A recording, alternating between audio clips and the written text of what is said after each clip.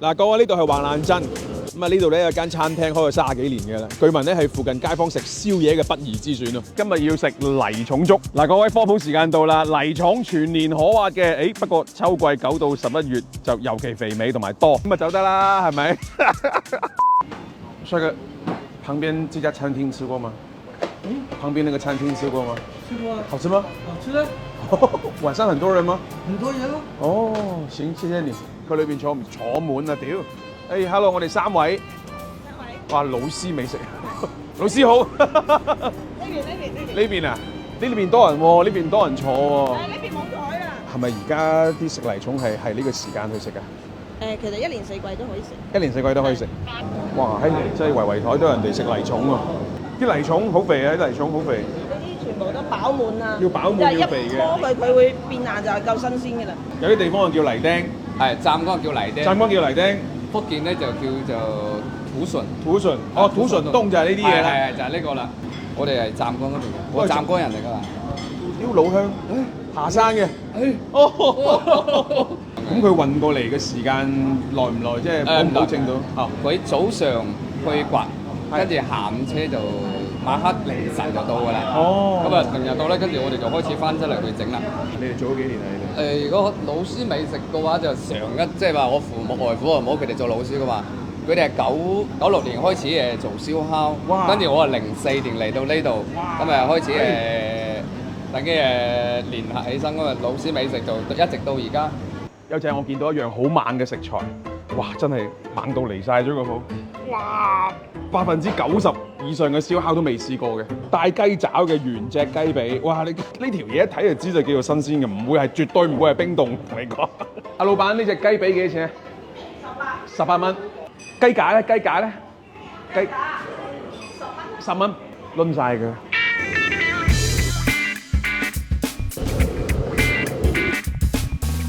各位一定要食呢一個新鮮嘅泥重，哇唔係講笑，即係全年都有得食嘅嚇。即係如果你食過泥重咧，你一定會知道佢嗰種爽口同埋鮮甜嘅感覺。但好坦白，泥重嘅鮮甜咧，其實比唔上沙重，但係泥重嘅口感咧，其實係比沙重更加好嘅。佢一咬嗦嗦聲嗰種反季力咧，即刻切斷，即刻爆香。洗得好乾淨，冇啲沙啊，冇啲泥味啊，好香同你講，特別爽口。唔好意思，一盤我覺得性價比好高，我們吃完啦。阿老細上多一盤刺身冰鎮嘅，哇！呢個泥重粥，佢呢啖粥裏邊仲有啲雞絲喺裏邊嘅喎，死嘢！佢有鹹香味，亦都有鮮甜嘅味道，海鮮嘅鮮甜嘅味道。嗱，你話會唔會有好多泥重味咧？唔會有嘅。泥重咧，其實啖味咧唔會好犀利。仲有啲叫做有啲冬菜啊，定唔知嗰啲咩頭菜類似呢啲咁嘅嘢喺呢度，鹹香味會好突出。再加上係咩咧？仲有啲雞胸肉絲喺裏邊。所以點解佢有新鮮嘅雞髀、有雞架、有雞頸？嗰啲雞肉去咗邊度咧？雞胸肉咧喺晒啖粥嗰度，豈有此理！嗱，中山嘅魚膠好出名，咁啊唔需要太多介紹㗎啦。紅燒嘅36，呢隻黑松露40。最後試埋佢嘅招牌雞髀，18蚊一隻。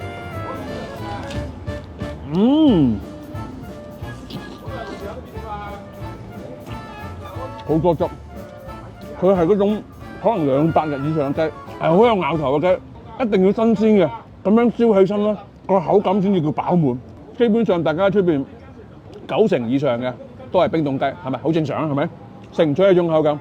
可以唔錯，希望我哋保持到。